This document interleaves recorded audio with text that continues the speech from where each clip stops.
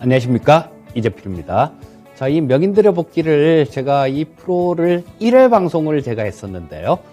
그때 그러고 난 다음에 계속 쭉 하다가 지금 뭐 한 2년 정도 만에 여기에 프로그램에 출연하는 것 같은데요. 약간 좀 낯설기도 하고 그렇습니다. 자, 근데 이 지금 시장이 굉장히 어려운 상태인데요. 하나하나 풀어가면서 나중에 제일 마지막에는 다음 주, 그러니까 설 이후에 시장 움직임들 뭐 이런 부분들까지 다 연결해서 좀 말씀드리도록 하겠습니다. 자, 제일 처음에는 먼저 시장의 큰 틀들 뭐 이런 부분에 대해서 조금 살펴보도록 하겠습니다. 자, 보시면 오늘 그랬죠. 폭락을 했습니다. 코스피 지수가 한 3.5% 정도 급락하는 모습이었어요. 언제 이렇게 3.5%가 빠졌었나 싶을 정도로, 그리고 뭐 94포인트면 거의 100포인트 가까이 급락하는 모습이었습니다.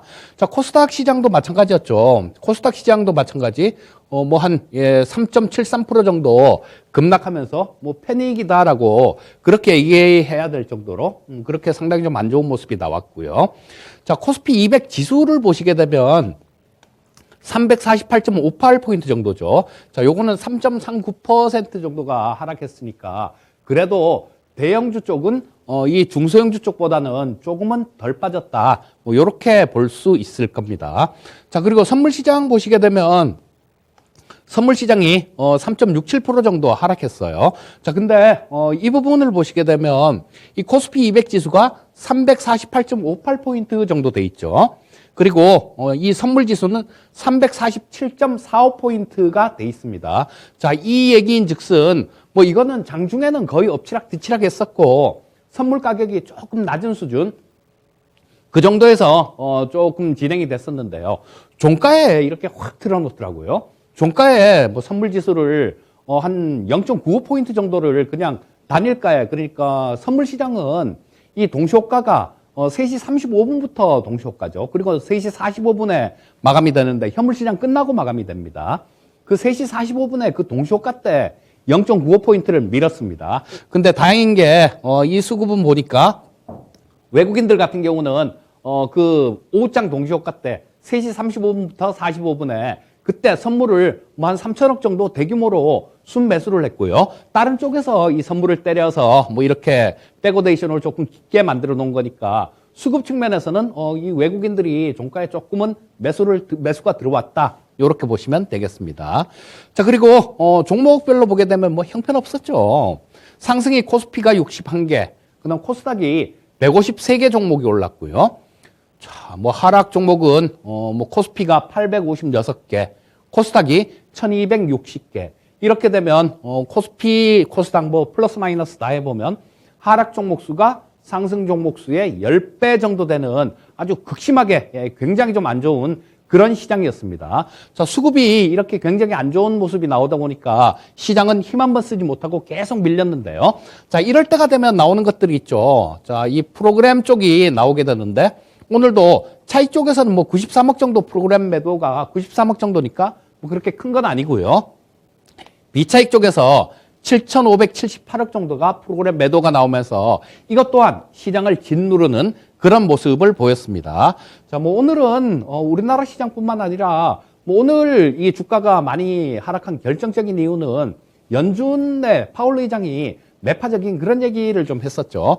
그 이유 때문에 빠졌기 때문에 글로벌 증시들이 다 마찬가지였습니다. 자, 일본도 뭐 한 3% 정도 하락했죠. 그리고 중국도 마찬가지 1.78% 정도 하락했고요. 홍콩 역시 2%대 지금 급락하고 있는, 얘네들은 아직도 장이 돌아가고 있죠. 그런 모습이었고요. 자, 이 원달러 환율 같은 경우는 아침에 그 역외 환율을 보게 되면 1,200원이 이미 넘었었어요. 그래서 야, 오늘도 외국인들 매도가 좀 나오겠다. 눈 뜨자마자 뭐 미국 시장 나스닥이 한 400포인트 이렇게 올라갔던 적이 있습니다. 그런데 그걸 마이너스 갖다 놨다가 겨우 뭐 살짝 플러스로 끝을 냈으니까 그 변동성들하고 이 원달러 환율을 이렇게 봤을 때 아침에 야, 오늘도 매도 물량이 좀 많이 쏟아지겠다. 뭐 이런 생각을 했는데 아니나 다를까 굉장히 많이 쏟아지는 모습이었죠. 자, 이 수급은 좀 이따가 좀 더 자세하게 짚어볼 생각입니다. 자, 그래서 원달러 환율도 5원 10전 정도 올라서 1202원 정도에 마무리가 됐어요. 근데 뭐 어떤 분들 이렇게 생각하는 경우도 있습니다. 이 원달러 환율이 1200원이 넘었다고 해서 큰일 났다라고 그렇게 생각하시는 분들도 간혹 있어요. 그런데 지금 같은 경우는 이게 뭐 그렇게 좀 많이 걱정할 부분들은 아니다라는 생각입니다. 왜냐하면 저쪽이 지금 처음에 미국 쪽이 처음에 금리를 올린다고 막 그렇게 떠들고 있는 굉장히 시끄럽게 얘기하고 있는 그런 상태이기 때문에 어쩌면 1200원대 환율은 뭐 그렇게 좀 당연한 그런 모습일 수도 있겠다라는 생각이 듭니다. 자, 그래서 일단 뭐 계략적인 전체적인 그런 부분을 한번 짚어봤고요. 자, 이제는 이 지수 차트를 보면서 움직임들을 조금 살펴보도록 하겠습니다. 자, 코스피 시장이에요. 코스피 시장인데, 자, 여기가 오늘 처음에 시작하는 부분이었죠. 그 전에도 보시게 되면 밀었다가 옆으로 기었다가 또 밀었다가 또 조금 반등하나 싶더니 또 옆으로 기다가 또 밀고 또 밀었다가 결과적으로 오늘은 또 하루 종일 이렇게 아침에 혹 밀어놓고 하루 종일 옆으로 이렇게 기는 그런 모습이었는데요. 자, 이런 부분들이 지금 굉장히 안타까웠어요. 아침에 장 시작하자마자 5분 정도 됐을 때 그때 수급을 살펴봤을 때 외국인들이 그때 벌써 4천억 이상을 순 매도를 하는 모습이었습니다. 그리고 뭐 제대로 된 우리나라 국내 쪽 같은 경우는 제대로 된 수급도 잡히지도 않고 그래서 야, 오늘 좀 뭐 오늘도 많이 힘들겠다 뭐 그런 생각을 했는데 아니나 다를까 뭐 근데 사실 이렇게 100포인트 가까이 이렇게 밀지는 몰랐어요. 저도 이렇게 밀지는 몰랐는데 한번 밀면 굉장히 좀 무식하게 그렇게 밀어대고 있는 모습입니다. 자, 일단 뭐 이 코스피 시장은 지금 현재 뭐 그냥 하루 종일 이렇게 분차트에서 보시듯이 하루 종일 밀어버렸고요. 자, 요거를 지금 있는 위치를 뭐 전략 부분들은 이따가 뭐 끝날 때쯤에 그때쯤에서 말씀드리기로 하고요. 자, 일봉이 있는 위치를 한번 확인을 해보고 넘어가도록 하겠습니다. 자, 보시면 지금 여기가 일봉인데요. 어이구 요게 자, 여기가 일봉인데 가려지네요. 잠시만요. 자, 여기가 지금 뭐 2614.49포인트. 자, 여기에 와 있는데 지금 현재 상태 보시게 되면 제가 요즘 배워야 산다에서 기술적 분석 부분을 말씀드리고 있죠. 근데 그때 말씀드렸던 부분들이 뭐 전저점, 종고점, 지지, 저항 이런 부분들을 말씀을 드렸었는데요. 이날 깨버렸어요. 뭐 이날 깨버리고 난 다음에 지금 속절없이 밀리고 있는데 여러분들 전저점, 종고점 이런 것들이 한번 깨졌을 때 그냥 계속 쭉 밀리는 강하게 밀리는 모습이 나오고 난 다음에 어떤 모습이 나오는지 아십니까? 이걸 또 테스트를 하러 가는 그런 경향이 있어요. 자, 그래서 지금 현재 상태는 좀 많이 이렇게 빠진 상태지만 이거를 돌파를 하는지 자, 요런 형태로 오면서 여기 트라이를 하러 이렇게 올라가는 그런 모습이 나올 겁니다. 그런 모습은 아마 다음 주 정도에 나올지 않을까 싶은 생각이 드는데 그 부분은 좀 이따가 말씀드리기로 하고요. 자, 하여튼 시장 자체가 지금 뭐 굉장히 좀 이렇게 많이 떨어져 있는데 이 부분들이 지금 이격도가 어제 배워야 산다에서도 좀 말씀을 드렸었는데요. 이격도가 어제 같은 경우는 92 정도에 있었습니다. 그런데 오늘 현재 60일 이격도는 88이 약간 넘는 그 정도 수준밖에 안 돼요. 자, 이거 웬만하면 90 가까이 근처 정도가 오면 반등이 나오는 그런 게 시장의 일반적인 경우입니다. 하지만 지금 뭐 오늘 같은 경우는 조금 되게 많이 꼬인 것 같아요. 왜냐하면 그 이격도가 그렇게 나왔는데 연준의 파월 의장이 뭐 매파적인 그런 얘기를 했고 또 LG 에너지 솔루션이 상장이 되면서 거기에 또 외국인들 매도 물량들 이런 것들이 쏟아지면서 상대적으로 뭐 이렇게 심리적으로 불안하게 만드는 그런 요인이었으니까 자, 오늘 빠진 부분들 같은 경우는 충분히 이렇게 돌릴 수 있는 그런 모습이다라고 보시면 좋을 것 같고요. 자, 뭐 코스피 시장 일단 살펴봤고요. 코스닥 시장도 한번 살펴보도록 하겠습니다. 자, 코스닥 시장 역시 마찬가지 이 분차트를 보시면 코스피하고 뭐 거의 차이가 없어요. 거의 차이가 없이 그냥 조금 뭐 플러스로 시작했죠. 코스닥은 살짝 플러스로 시작했다가 그냥 바로 밀었다가 옆으로 그냥 이렇게 기는 코스피 시장하고 별다를 바 없는 그런 모습으로 마감된 모습이고요. 자, 그 다음에 이 위치도 코스닥 시장도 위치를 한번 보시게 되면 코스닥 시장 역시 마찬가지죠. 자, 지금 오늘 이게 52주 신저가를 찍었어요. 52주 신저가를 찍었는데, 그리고 코스피 시장 같은 경우는 지금 2600 오늘이 14포인트네요. 이게, 자리도 지금 현재 자리는 좀 의미가 있습니다. 어떤 의미가 있냐 하면, 우리 요번에 팬데믹 있기 전에, 뭐, 팬데믹 있고 난 다음에 돈을 풀어갖고, 그래서 시장이 확 올라왔잖아요. 그러면서 3000포인트를 돌파하는 모습을 보였었는데, 그 이전에 가장 고점은 2018년도 1월 달입니다. 이게 2018년도 1월 달에 지수 자체가 요게 2607포인트를 찍었어요. 이게 가장 고점이었습니다. 이게 가장 고점이었으니까 지금 현재 뭐 2614포인트면 거의 다 내려온 거죠. 그래서 또 전에 있었던 의미 있는 지점까지 주가가 이렇게 많이 하락한 상태이기 때문에 거기다가 이격도 같은 경우는 상당히 큰 상태고 뭐 예, 이게 반등이 나오는 거는 그냥 좀 자명한 그런 사실이다라고 보셔도 될 것 같습니다. 자, 일단 뭐 저 코스닥 시장까지 위치까지 좀 살펴봤고요. 자, 수급에 대해서 조금 더 깊숙하게 들어가 보도록 하겠습니다. 자, 보시면 코스피 시장 수급이에요. 자, 외국인들이 많이 팔았죠. 보시게 되면 이게 며칠 6일 연속이네요. 둘, 넷, 여섯. 외국인들은 뭐 오늘까지 6일 연속 순매도를 했고요. 아침에 처음에 시작하자마자 보니까 뭐 4천 몇백억씩 이렇게 팔기 시작하면서 야, 오늘 외국인들 매도 많이 쏟아지겠구나 이런 생각을 했는데 뭐 결국은 오늘 1조 6천억 정도를 팔았습니다. 그런데 여러분들 외국인들 이 매도 중에 상당 부분은 LG 에너지 솔루션을 매도한 부분들이 굉장히 큽니다. 그렇기 때문에 실제 수급은 1조 6천억 이렇게까지 쏟아붓지는 않았습니다. 자, 근데 뭐 시장에 지금 체력이 굉장히 약한 부분들이 있기 때문에 이렇게 급락을 하는 모습이었죠. 뭐 예를 들어서 작년 8월 달 같은 경우는 이 외국인들이 한 열흘 만에 이 시장에서 한 8조를 넘게 팔았어요. 8조를 넘게 팔았는데도 시장은 잘 견디는 모습이었는데 뭐 지금 기껏 해봤자 이거 한 3조 좀 넘겠네요. 2조, 3조, 4조는 안 되겠고 한 3조 5천억 정도 그 정도 수준일 것 같은데 자, 요거를 매도를 해도 시장은 이렇게 급락하는 모습이 나오는데 그만큼 이 시장의 체력이 좀 많이 소진됐다라고 그렇게 볼 수 있는 거겠죠. 자, 그래서 이 수급 부분들은 이 외국인들 수급들 이 코스피 시장, 현물 시장에서는 상당히 좀 공격적인 그런 매도가 나왔다라고 보시면 될 것 같고요. 자, 코스닥 시장 수급도 한번 보도록 하겠습니다. 자, 코스닥 시장 3,646억 정도를 팔았네요. 이 시장 규모가 다르기 때문에 시장의 사이즈가 틀리기 때문에 이 코스닥 시장 같은 경우는 3,600억이면 상당히 좀 많은 그런 금액이죠. 예전에는 참 많이 틀려졌다라는 생각이 들어요. 제가 이 명인들의 복귀를 그 전에 할 때, 그러니까 뭐 2018년도, 2019년도, 이때까지만 하더라도, 이거 뭐 외국인들이나 기관들이나 천억 단위로 코스닥 시장에서 거래하는 경우가 거의 없었습니다. 뭐 기껏해야 뭐 한 7, 800억 이 정도 사거나 팔면, 야, 많이 샀네요, 많이 팔았네요, 이런 얘기를 했었는데, 뭐 심심하면 요즘은 천억대 이렇게 보여주고 있죠. 심심하면 천억대들 보여주고 있습니다. 그만큼 시장의 규모가 커졌다라는 얘기를 의미하는 거겠죠.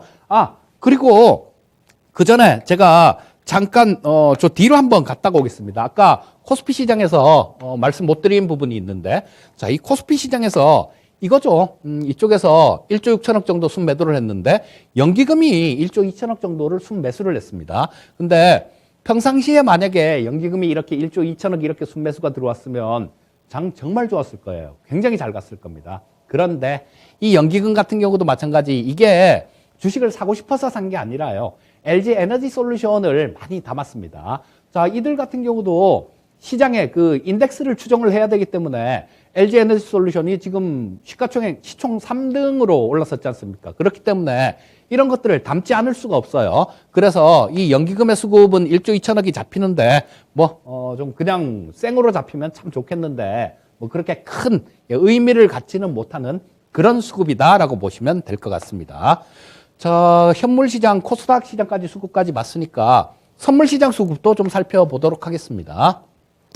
자, 선물 시장이 조금 오늘 종가에 현물 시장 끝나고 난 다음에 이 수급의 변화가 상당히 좀 많았어요. 자, 요게 시간대별로 보시게 되면 요걸 시간대별로 한번 볼까요? 잠시만. 자, 시간대별로 볼 그건 안 되겠네요. 자, 615억 정도를 외국인들이 순매도를 했는데요. 자, 요게 장 막판에 3천억 이상 순매도였다가 요렇게 들어왔다라는 거, 뭐 그 부분 기억하고 계시면 될 거고요. 자, 그리고 옵션 수급을 지금 콜옵션은 볼 거 없을 것 같아요. 콜옵션은 볼 거 없고 풋 쪽의 수급을 봐야 되는데 여러분들 이런 부분들을 나중에라도 잘 보시면 좋습니다. 자, 시장 급락하기 전에 이런 모습이 나왔죠. 보시게 되면 이때가 자, 1월 19일이었습니다. 1월 19일 날 외국인들이 풋옵션을 445억 정도를 샀어요. 이걸 보고 야, 이거 뭐 조금 좀 마음에 좀 걸린다. 조금 그런 느낌이 좀 들었었는데 그냥 저도 그냥 관가하고 넘어갔었는데요. 자, 여기서 이 445억이 외국인들이 순매수가 들어오면서 그다음부터 시장을 굉장히 강하게 밀었는데 그걸 오늘까지도 밀어버린 모습이었죠. 자, 근데 풋 쪽의 수급을 보게 되면 오늘은 약간은 좀 의미가 있습니다. 자, 이때 445억 정도를 순매수를 했는데 이게 옵션 같은 경우는 뭐 하루에 5배가 날 수도 있고 10배가 날 수도 있고요. 굉장히 큰데 저게 445억 정도 샀는데 제가 계산을 대충 이렇게 해보니까 뭐 380도 샀을 거고 370도 샀을 거고 360도 샀을 거고 풋을요. 자, 그렇게 되면 뭐 저 작은 거는 뭐 한 대여섯 배 난 것도 있고 뭐 큰 거는 10배 이상 이렇게 난 것도 있어서 평균 보니까 뭐 한 7배 정도? 그 정도 이상은 수익이 났겠더라고요, 외국인들이. 자, 근데 이거를 이 개인 투자자들이 다 그냥 바가지를 쓴 거죠. 근데 자, 지금까지 계속해서 얘네들이 청산을 그렇게 많이 안 했습니다. 그런데 오늘 외국인들이 한 106억 정도를 청산을 했어요.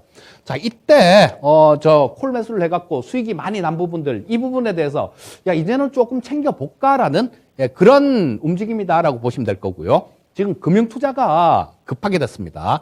자, 금융투자 같은 경우는 이쪽에서도 자, 매도했었죠. 이쪽에서도 매도했었는데 자, 이런 것들이 풋 매도 같은 경우는 얘네들 같은 경우는 뭐 한 10배 가까이 이렇게 물어줘야 될 것 같아요. 자, 매수 같은 경우는 들어간 돈만 잃으면 되는데 매도 같은 경우는 들어간 돈보다 훨씬 더 물어줘야 되는 그런 경우가 발생될 수 있습니다. 자, 요거 보시면 누적으로 한번 간략하게 보고 넘어갈게요.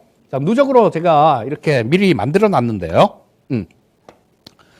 자, 보시면 자, 요게 풋쪽이죠. 풋옵션인데 지금 이 누적 포지션이 이때 외국인들이 대규모로 이렇게 매도를 했고 개인 투자자들이 굉장히 많이 매도를 했죠. 자, 근데 오늘 개인 투자자들은 누적 수급이니까 거의 다 손절매를 치는 모습이에요. 그래도 아직도 37억 순매수라고 하더라도 누적 포지션이 손실을 워낙 크게 봤으니까 이게 옵션 가격이 올랐다라는 얘기죠. 그렇기 때문에 아직도 이 풋 쪽을 상당수는 들고 있을 텐데 이 중요한 게 금융투자입니다.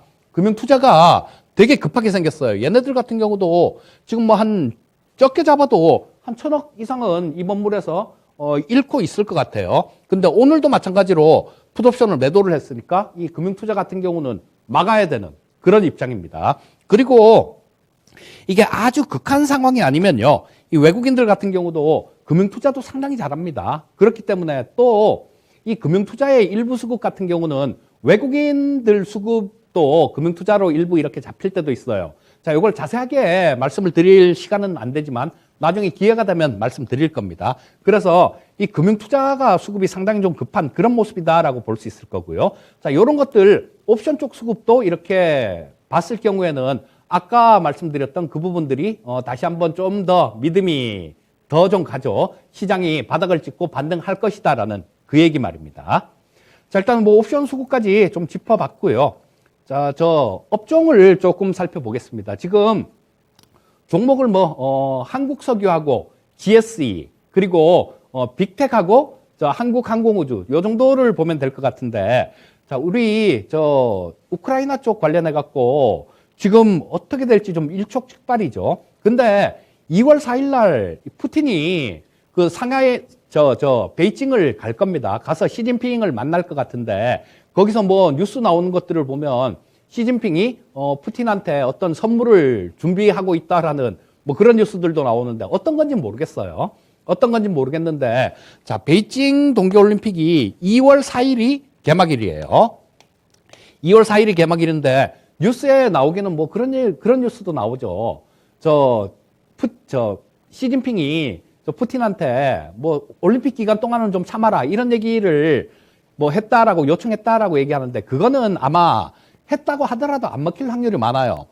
왜냐하면 얘네들이 러시아가 우크라이나를 쳐들어가려면요 3월 말 이전이라 해야 됩니다. 3월 말 이전이라 해야 되는데 이게 뭐냐면 이때가 지나면 그쪽에 접경 지역에 땅이 녹아버려요. 땅이 녹아버려 갖고 그쪽이 늪지로 변합니다. 그래서 기갑이나 탱크나 이런 것들이 지나가기가 굉장히 힘듭니다. 그래서 아마 침공을 하면 그 전일 거고요.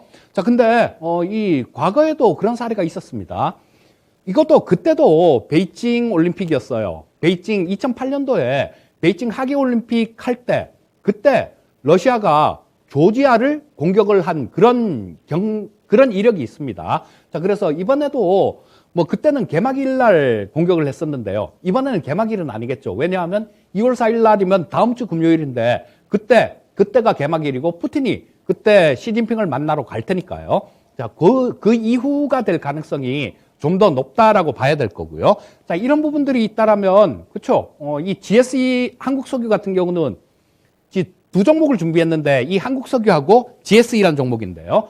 자, 간략하게만 말씀드리면 한국석유는 유가하고 관련이 더 깊은 겁니다. 그리고 GSE 같은 경우는 천연가스하고 관련이 더 깊은 그런 종목이니까 그 두 가지를 보고 러시아가 우크라이나를 공격을 한다라면 이거는 유가도 자극을 하겠지만 더 크게 자극을 하는 거는 천연가스를 자극을 할 확률이 훨씬 더 많아요. 자, 그래서 요 두 종목 같은 경우는 지금 시장이 최근 들어서 급락을 했는데 굉장히 강하게 버티고 있죠. 자, 요거는 GS입니다. GSE도 마찬가지로 굉장히 강하게 버티고 있는 모습이고요. 자, 그러고 난 다음에는 또 하나 이렇게 좀 눈여겨보셔야 될 부분들이 자, 빅텍하고 한국항공우주를 조금 말씀드리고 싶은데요. 한국항공우주의 경우에는, 그쵸? 아랍에미레이트에서 그 특임 국방장관이 2월 달에 방한을 할 것 같다라는 그런 뉴스가 있습니다. 자, 지금 이런 뉴스에 대해서 얘기해 주는 사람들 하나도 없죠. 그런데 그 방문을 해서 한국항공우주를 방문을 할 가능성이 굉장히 높다 그래요. 자, 그러니까, 지금 같은 경우는 주가 빠지면서 한국항공우주도 많이 빠졌거든요. 자, 내일이나 아니면 다음 주 정도에 저점에 이렇게 좀 노려보면 상당히 좋지 않겠습니까? 그리고 또, 자, 거기 아랍에미레이트 특임장관이 우리나라 방산기업에 가는 이유가 뭐겠습니까? 그리고 그쪽이 또 훈련기하고 이런 것들 전투기를 바꿀 때가 됐어요. 바꿀 때가 됐으니까 이게 아마 규모가 최대 규모는 60대까지도 될 수 있다라는 그런 얘기를 하는데 금액이 상상이 안 되는데요. 일단 이런 부분들 같은 경우는 진행되는 상황을 봐야 될 거고 그거는 팩트가 맞는 것 같아요. 자, 방문을 하는 거. 자, 그러니까 이 부분 신경 좀 쓰시면 좋을 거고요. 빅텍 같은 경우는 트레이딩 관점으로 하셔야죠. 이거 쫓아가면 물립니다. 자, 지금 오늘도 음선 크게 났는데 조금 떨어졌을 경우에는 북한 애들 지금 미사일 잘 쏘지 않습니까? 그리고 우크라이나하고 그쪽 시끄러우면 이쪽 북한도 덩달아 준동할 가능성도 있으니까 그런 부분들을 겨냥해서 좀 빠졌을 때 좀 잘 노려보시면 좋을 것 같고요. 자, 그다음에 요건 한국항공우주입니다. 아까 말씀드렸죠. 어떻게 하시면 좋을 것 같은지. 자, 특이 종목을 특징주를 하나 봐야 되는데 칩셋 미디어를 특징주로 갖고 나왔는데요. 요거는 지금 시간이 없는 관계로 칩셋 미디어는 제가 오늘 투자의 시인을 하니까요. 그 시간에 특징주로 제가 좀 추천식으로 해갖고 좀 자세하게 칩셋 미디어는 설명드리도록 하겠습니다. 자, 그럼 시장에 대해서 조금 좀 마무리를 지어야 될 텐데요. 자, 요거죠. 보시게 되면 자, 종목 업종 차트를 자, 새로 띄웠습니다. 자, 보시게 되면 지금 이제는 다음 주입니다. 이제는 다음 주인데 내일 하루밖에 없잖아요, 장. 그러니까 아마 내일부터도 반등 시도할 가능성이 되게 많습니다. 그리고 여러분들 지금 쫓아가면서 파는 거 이거는 안 될 일이에요. 지금 쫓아가면서 파시는 분들 같은 경우는 나중에 또 이만큼 올라오면 2,800 이상, 2,900 근처 가까이 그렇게 올라가면 그때 쫓아가게 됩니다. 자, 지금 파는 거는 의미가 없고요. 아까 말씀드렸듯이 되돌림 파동이 나올 거고 또 선물 시장에서도 외국인들 오늘 종가에 굉장히 많이 매수를 했다라는 말씀을 드렸죠. 또 옵션 시장에서도 외국인들 3월 19일 날 대규모로 매도 쳤던 것들, 이런 것들을 서서히 청산을 하고 있습니다. 또 옵션 같은 경우는 다음 주가 우리 연휴기 때문에 시간 가치라는 게 있기 때문에요. 이들 같은 경우도 이 시간 가치를 두려워할 겁니다. 매수자들 같은 경우는 가장 두려운 게 시간 가치예요. 자, 그래서 이 옵션 시장에서도 청산을 할 가능성이 많다라는 겁니다. 그렇다면 이제는 슬슬 싸움을 풀면서 이 시장에 대해서 그렇게 압박하지 않을 가능성이 굉장히 높다라고 보시면 좋을 것 같고요. 자, 뭐 어쩌면 오늘 이게 바닥을 찍은 거다라는 그런 생각도 듭니다. 자, 시청자님들 지금 오늘 이렇게 좀 말씀을 좀 드렸는데요. 자, 종목들도 마찬가지로 좀 잘 살펴보시고요. 시장 같은 경우도 뭐 이제는 그렇게 걱정하실 게 없고 반등 나오는 구간, 그 구간에서 좀 잘 대응을 하시면 좋겠습니다. 자, 저는 또 오늘 저녁에 야인 시대에서 또 뵙도록 하겠습니다. 감사합니다.